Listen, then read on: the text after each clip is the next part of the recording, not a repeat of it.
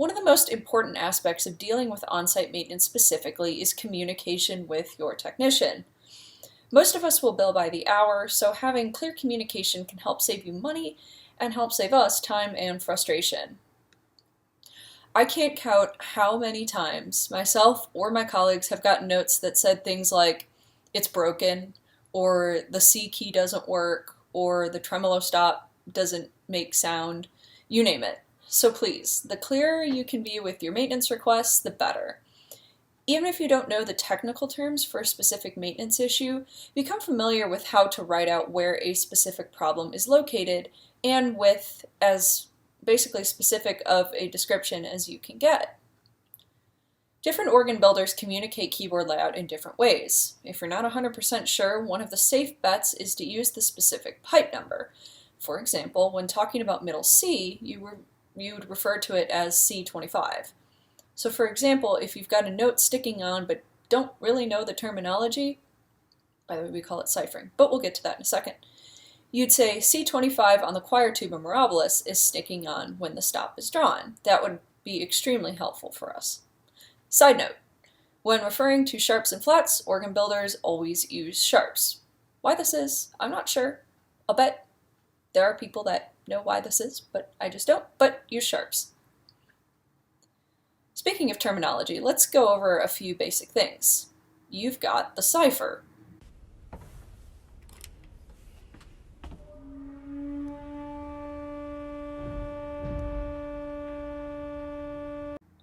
The dead note.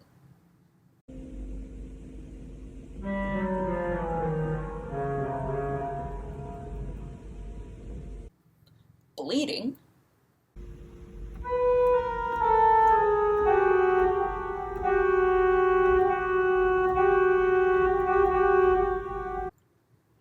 Or a sticking key.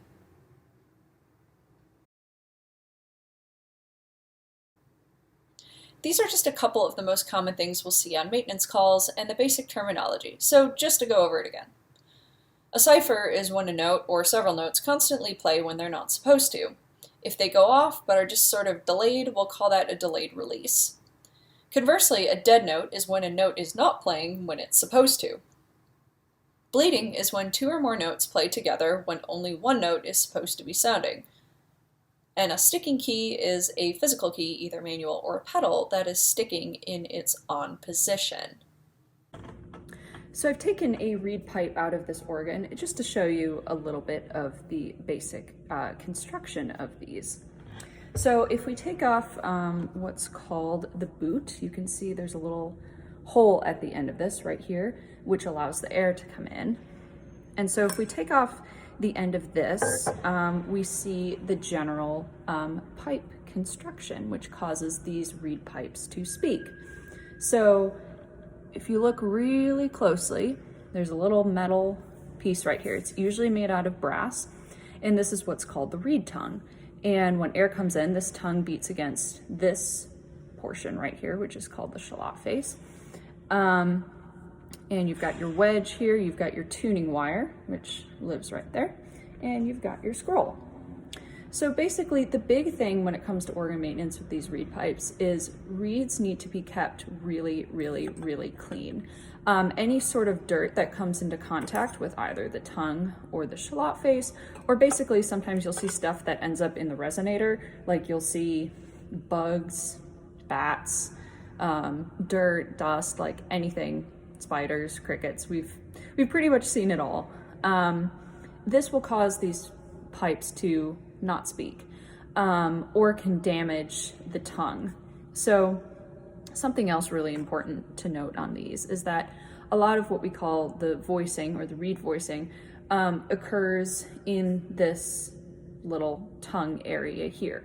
So if you do find yourself having to work with reeds, be really, really, really careful with the tongue, because if you cause any sort of bend in it, it can really alter whether or not the pipe speaks, it can alter its voicing, and can cause some serious damage. So basically with reeds, keep them clean and just be super, super careful with them at all times.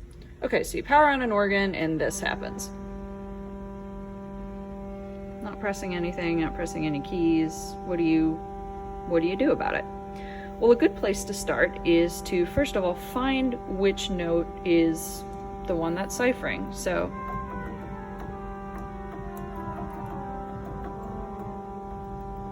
as we see, there's no change in the pitch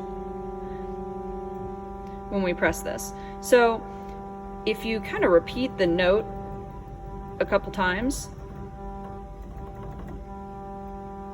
that may dislodge some of the debris that may have been stuck in the pouch or on top of the pouch or on a valve, because that is usually a common issue, especially in dirtier chambers. So a good kind of no frills way to start with your repair. So it's Sunday morning and you encounter a cipher and you realize that, well, the problem's not in the console, it's in the chamber.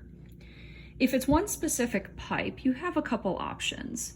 And again, the big thing is that if you're not comfortable being in a chamber or not exactly sure of where to start or how to go about things, just leave it, shut off the organ, and if the repeating key trick doesn't work, that's okay. Call your technician and they would be more than happy to help. But if you are a little bit more comfortable in the chamber, once you've located your pipe, and we've talked a little bit about how to locate exactly which pipe is ciphering, you can proceed accordingly. So say you do your proper shading technique and you notice, well, this is the one that's ciphering right here. Again, not touching the pipes. So basically you have a couple options. Here's your, sort of mouth area. And in general, if you're gonna touch pipe work, always avoid touching this area. Same thing with the immediate toe area, because that affects the voicing and the pipe speech. And again, pipe metal is super, super fragile and super flimsy. So just err on the side of caution always. And basically, if you grab it by here, you're usually okay. And just being gentle, you can pick it up and set it either on the toe board, or if the walk board is a safe area, just pick it up and set it there.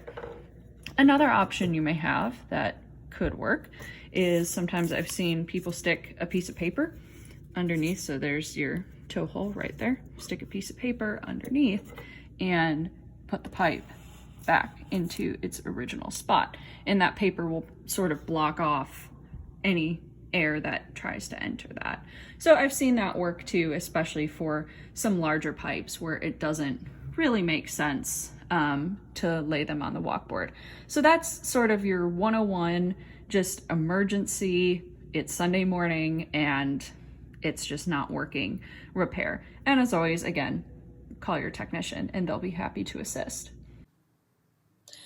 And then there's the general tuning factor. I believe it's important that organists have at least some tuning skills and can fix a single pipe.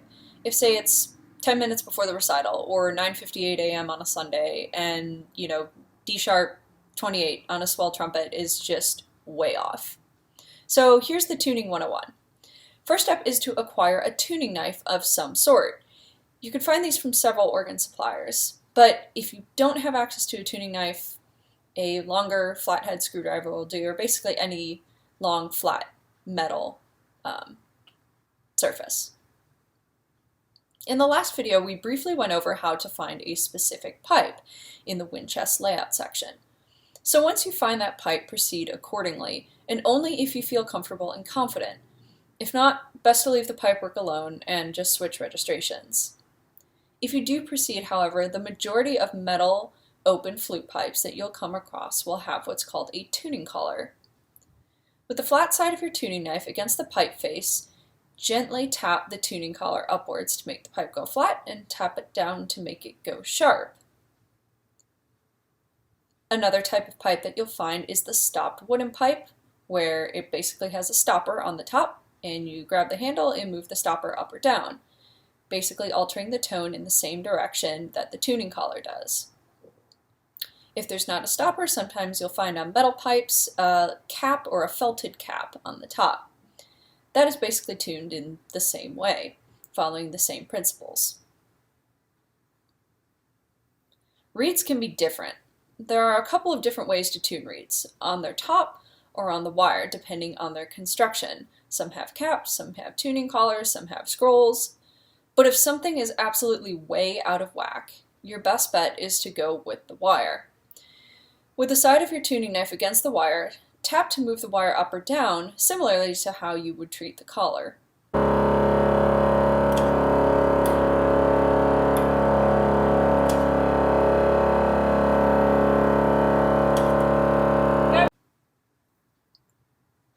So how do you know if something is in tune?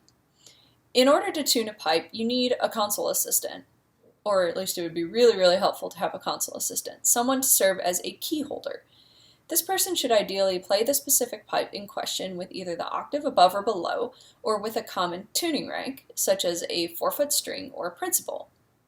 Now listen to the two pipes together, both the out of tune one and the one that you're tuning it to.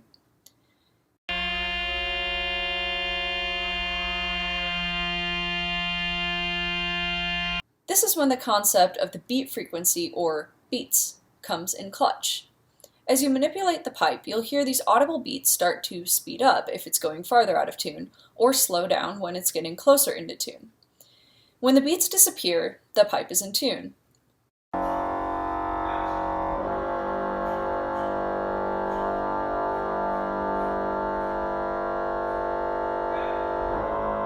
Your technician will likely be happy to instruct and guide you on these basic tuning techniques, and reaching out to them before attempting any tuning is an extremely wise idea. If you look up at some of the pipework here, this is a mixture. This is the great Scharf in this organ. You'll notice something relatively interesting. Sometimes you'll see instruments that have either scrolls or tuning collars on the tops of the pipes. But you'll see, for example, these don't, and some of the tops are kind of rounded off. This is what we call cone tuning. And cone tuning is a very, very detailed and skilled process where a person essentially takes a brass, cone, and molds the top of the pipe in order to shade it a little bit to make it flat, or expand it out a little bit to make it sharp. Generally, again, cone tuning is a skill, and doing it well takes a very long time to master, and cone tuning should not be attempted unless this is something that you have had very specific training in, and are very, very comfortable doing. So this is just some very basic tuning and maintenance 101, and can hopefully help save some frustration in very last minute situations.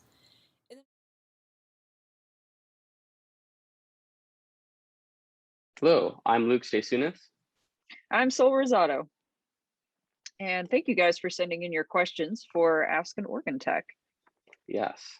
So I guess let's jump right into it with number one. One of my trumpet notes constantly goes sharp and sounds very weak compared to the rest of the notes. Even if I tune it, it still sounds weak and goes out of tune within a day. Is there anything I can do to make the note stay more consistent? Oh, reeds.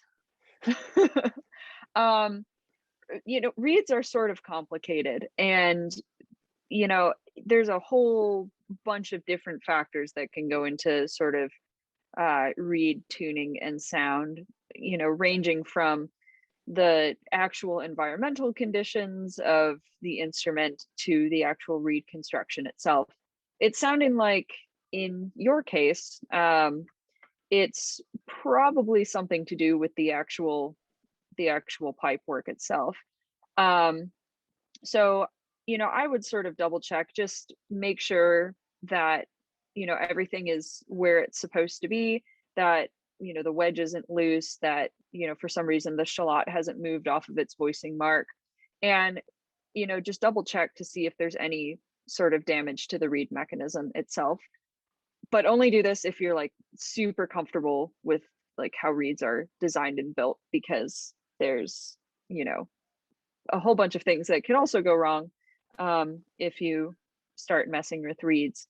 And also check sometimes, over the years, we'll see, sort of fatigued regulation techniques. So sometimes you'll see on some pipes, like the scroll is, rolled all the way up, or the scroll is gone if if it has one, or other stuff. So just making sure that, you know, the read is sort of in regulation with where it was voiced initially. That's what I would say. Luke, do you have anything to add?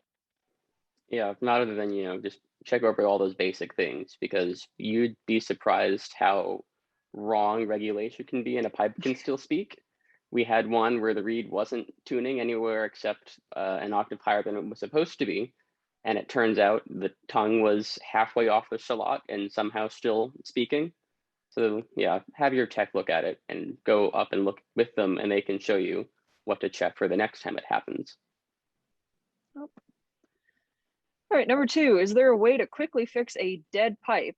And a pipe that is, you know, we consider a dead note will not basically play when it's asked to. So when the stop is on and the key is pressed and there's no sound. On an EP instrument. That would be a sometimes yes, sometimes no, but more often than not, no. If some things you can do without a tech are sort of the super basic, like, is the pipe in the hole? We've had service calls for dead notes where it turns out, the toe hole was here and the pipe was there. So if the pipe's not in the toe hole, obviously, air is just gushing into the room and not into the pipe. Or sometimes there's just some dirt in the pipe. I mean, those are very basic things which can be cleared up.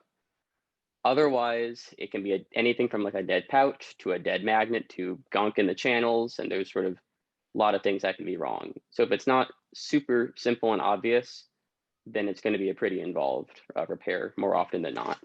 Mm-hmm. So number 3, what are the best ways at a low time and cost commitment to learn about basic organ maintenance, i.e. ciphers, 1 out of tune note, or a fuse/circuit not working? This is a good one. I sort of touched on this a little bit in one of the POE, national POE virtual, sort of seminars earlier this summer. And basically, like, reach out to your local tech, like go hang out with them, take them out for a meal, you sort of get to know them. And more often than not, they'll give you like a shop tour, they'll let you sort of shadow their work. And if you express like any sort of interest in like the maintenance realm, then more often than not, they will be more than happy to give you like sort of the 101. Yeah, they don't bite. Organ techs are oftentimes reclusive, solitary people, but they're usually friendly and love to geek out. Yep, we don't bite. Most of the time. Right.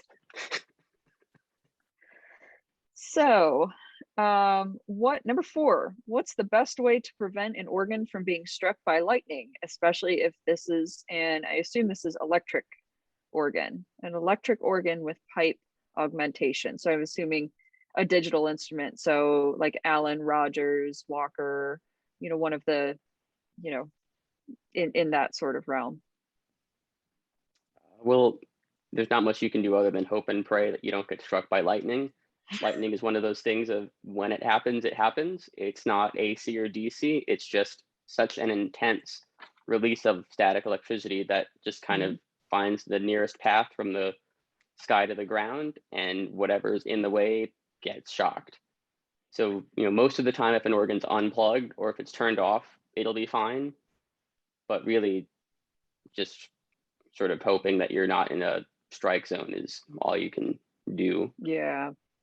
There was a lecture on this in the 2019 convention at the AIO, the Richmond convention. Someone did a presentation on like building wide lightning safety, and there are a couple of resources. I think some of them might be available through AIO, but there was a lecture basically on sort of outfitting a building to be lightning proof. So talking about like installing like outdoor lightning rods and kind of where there are ways to sort of redirect that. And then I know there has been talk about different companies that manufacture like electric, like console parts and combination actions and, memory systems and stuff like that, that they're talking about, continuously working on lightning proofing stuff. So I think I'd probably lean towards, more of the building aspect of it is sort of lightning proofing your building.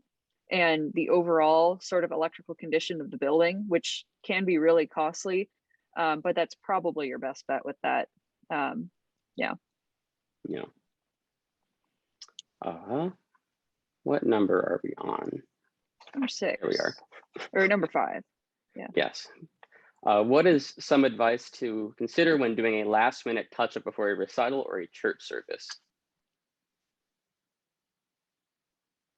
Well, do as little as possible, because you don't want to repitch an entire stop and then have the air conditioning turn on and then have it be all the way out. No organ is going to be 100% in tune all of the time. That's just part of the nature of it being an acoustic instrument. Yeah. If it's a really sour note, go ahead. But if it's a whole bunch of things that are wildly out, just get the really wild things and leave it alone. Yep. Is it acceptable to duct tape a bellows leak if the leak is audible in the sanctuary? Oh, the almighty duct tape. Yes. Well, it's another one of those yes and no, but almost always no. Yeah. Duct tape, despite the name, is really terrible at sealing air ducts. It's not really good at anything. Its only real virtue is that it's kind of bad at everything, but you can make it do a lot. Like, it's not that sticky, but it also leaves a residue. It rots over time. So if you have like a really, really bad air leak, masking tape doesn't leave as much goo behind and can sort of keep things together till your technician can come and do a proper repair. Yeah. Just avoid duct tape unless you want to clean it and scrape all that goo off. Yeah, and it damages the leather, damages the glue, damages the wood. So I'd say until your tech can do a proper repair and a proper patching with leather and the proper adhesive, then I'd say wait and call your tech. Yeah. How do you fix a pipe that sounds even when the key is not depressed? Ciphers. Well, there are a couple ways to do this. Sort of, I'd say if it's, a really sort of big thing that's just not going away and it's just one pipe, you can take the pipe out of the tow hole and just sort of leave it on the walkboard until, you can get your technician to come out. For big pipes, I have seen people actually take a like sheet of paper or something and slide it in between the bottom of the pipe and the tow hole.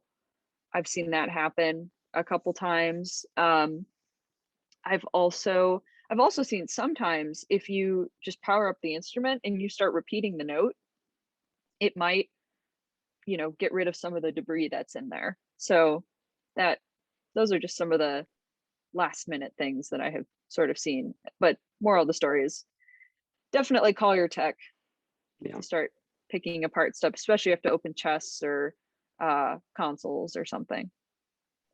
Especially on EP instruments, where oftentimes it's just dirt in the magnet. But if you don't know how to take off a magnet cap and put it back together, you'll make things worse. If you leave it alone, if it's dust, it'll usually work its way out.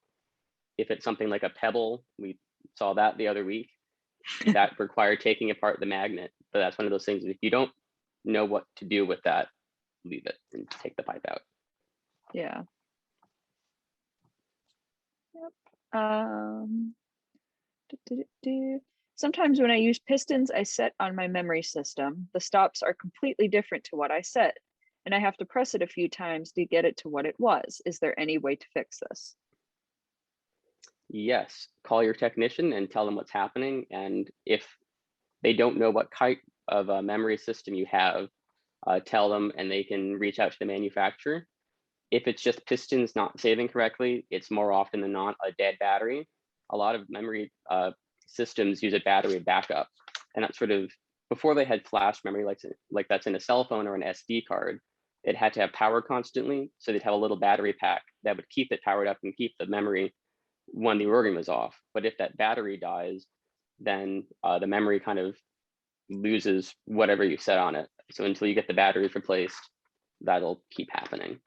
That's an easy fix. Yeah.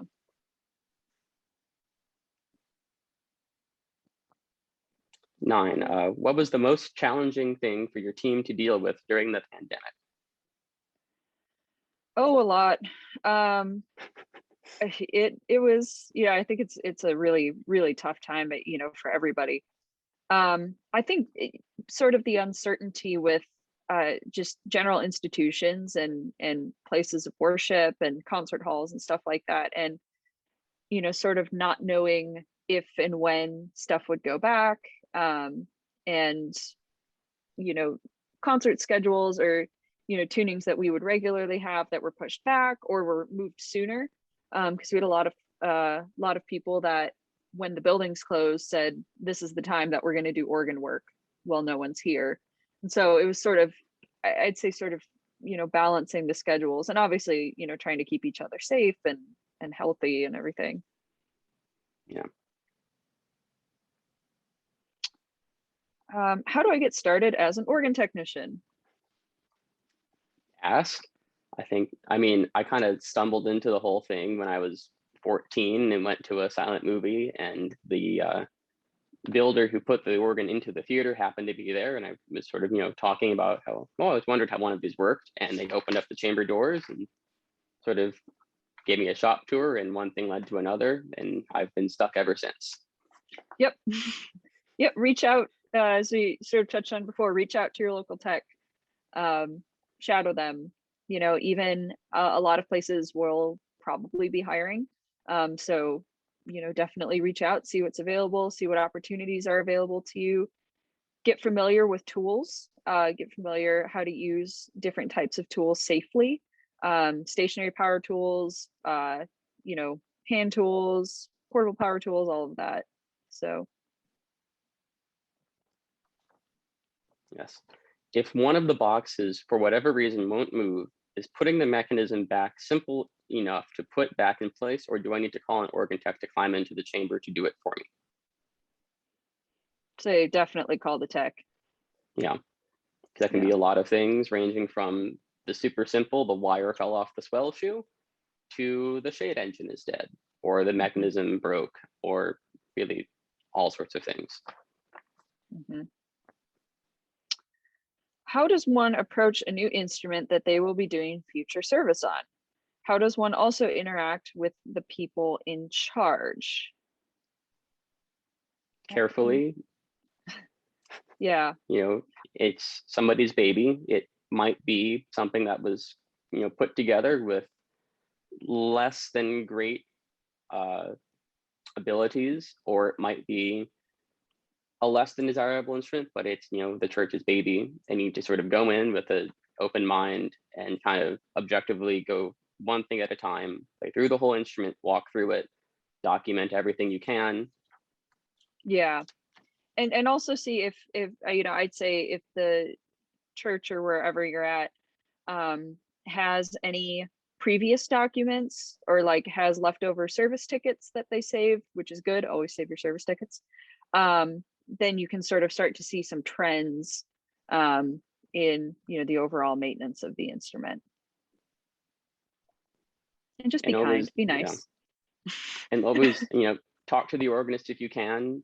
Mm-hmm. Service tickets will show a lot of problems. Talking to the organist, you can find out how they approach the instrument, and you can sort of go through their pistons and see what they're using. If they're, if the positive cymbal never shows up on a single piston, then you can know that can be sort of at the end of your list of things to tune if the Vox Humana is on every single general. Mm-hmm. Yep. Yes. My church's organ recently suffered from a couple of stops cutting in and out when they were activated. The pipe speech behaved in a manner similar to how a strobe light rapidly comes on and off. Our organ techs recently fixed it, but our church may be cutting the number of regular tunings in order to save money. In case this problem reappears and we are 10 months away from a tuning, how can I temporarily fix it? Yeah, this is tough because it basically sort of depends on the instrument, and it depends on what specific stop action you have, and how your entire instrument is sort of constructed, electrically speaking. That can be a lot of things, ranging from the stop contact is dirty, to the pitmans are failing. So If it happens again, call your tech and they can make an emergency visit or swing by or something. Or some are even willing to sort of like talk you through some of the diagnostic process as well. So that can help. But yeah, I mean, these are good questions. These were very, very interesting. And definitely I think there's a whole lot in the realm of organ tech that can sort of seem mysterious if it's not something that you're regularly involved in. So big moral, and I sort of described this to the POE crowd as well, as just reach out to us, and we'll be happy to help. I mean, most problems are not as daunting as they seem once you sort of learn how to once you learn how to diagnose and kind of go through all the possible things of kind of knowing how to think through a problem to get to a reasonable cause and solution. Mm-hmm.